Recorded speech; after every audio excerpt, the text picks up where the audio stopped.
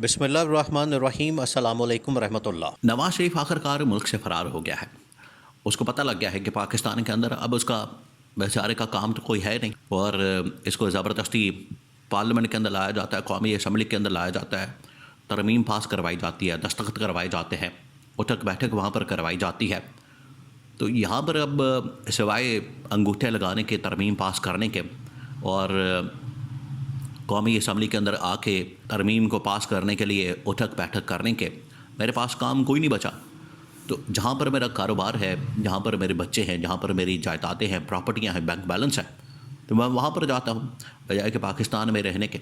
पाकिस्तान में ना अब मेरे पास हुकूमत आनी है, ना मैंने वज़ीर-ए-आज़म बनना है और ना ही अब हुकूमत ये वाली भी अब बड़ी मुश्किल में पड़ गई है। अब हुआ क्या? हुआ ये है, नवाज शरीफ तो मरीम नवाज ऑलरेडी इस वक्त मुल्क से बाहर है और उसने भी लंदन पहुंचने का इरादा किया, प्लान किया। उधर से नवाज शरीफ ने भी लंदन जाने का प्लान किया, वो भी लंदन के लिए निकल गया। ये पाकिस्तान के अंदर भी और लंदन के अंदर भी इनके लिए अब मुश्किलात ही मुश्किलात हैं। जो इन्होंने पाकिस्तान के साथ किया, जो इन्होंने पाकिस्तान के ख़जाने के साथ, मुल्क के साथ, आवाम के साथ, लोगों के साथ पिछले तकरीबन कोई 50 साल से आप हिसाब लगा लें, 1985 से 90 से, पर ये पूरा 90 का ज़माना, 90s का, और फिर उसके बाद ये आप तकरीबन लगा लें कोई 40 से 45 साल। इस अरसे के दौरान नवाज शरीफ ने जो पाकिस्तान का हशर किया, नवाज शरीफ ने जो पाकिस्तान का बड़ा गर्क किया, आज पाकिस्तान IMF के चुंगल में जा चुका है। IMF के बगैर आप चल नहीं सकते। IMF आपकी बिजली की कीमत भी IMF मुकर्रर करता है।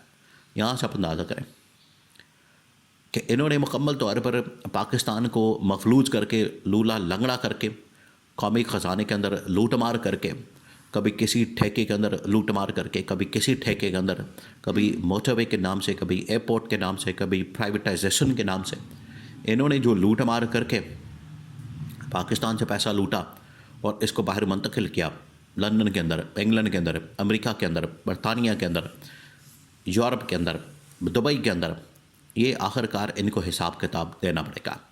अब हो ये रहा, नवाज शरीफ के साथ पाकिस्तान के अंदर जो मुलाकातें हुई, अब नवाज शरीफ को पाकिस्तान क्यों छोड़ना पड़ा, ये आप ज़रा अंदाज़ा करें।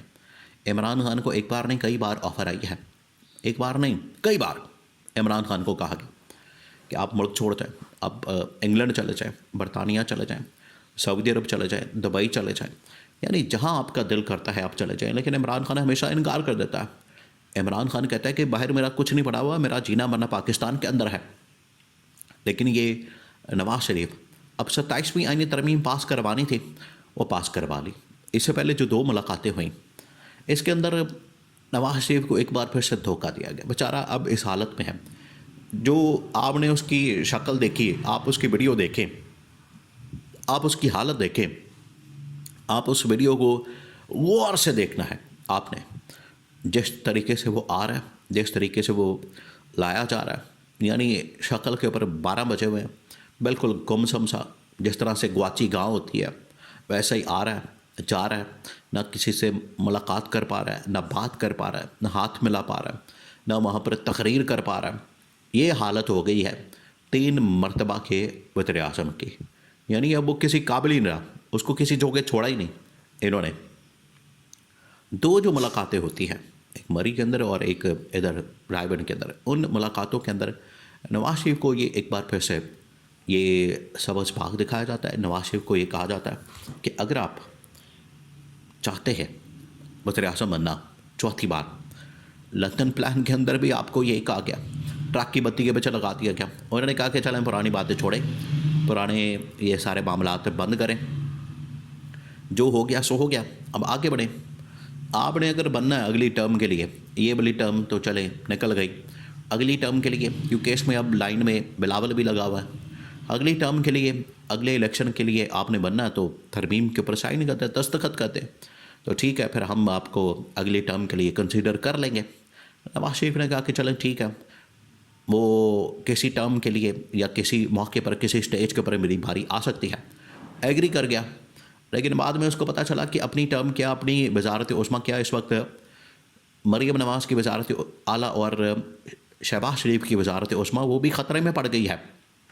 उनका वजूद भी अब इतना पक्का नहीं है, मजबूत नहीं है, क्योंकि असल जो ताकत है, असल जो पावर है वो तो चली गई इस्टेब्लिशमेंट के पास, और अदलिया जो है मुकम्मल तौर पर कंट्रोल में आ गई इस्टेब्लिशमेंट के।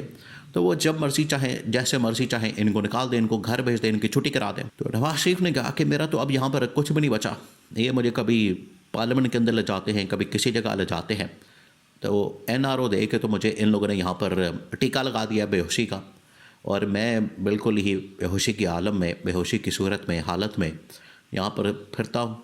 मेरी यहाँ पर कोई बात नहीं सुनता, बात नहीं मानता, तो पल्ले तो कुछ नहीं बचा। तो इस वजह से नवाज शरीफ को पाकिस्तान से जाना पड़ा मजबूरन, और भागना पड़ा, उसके पास अब कोई रास्ता नहीं बचा।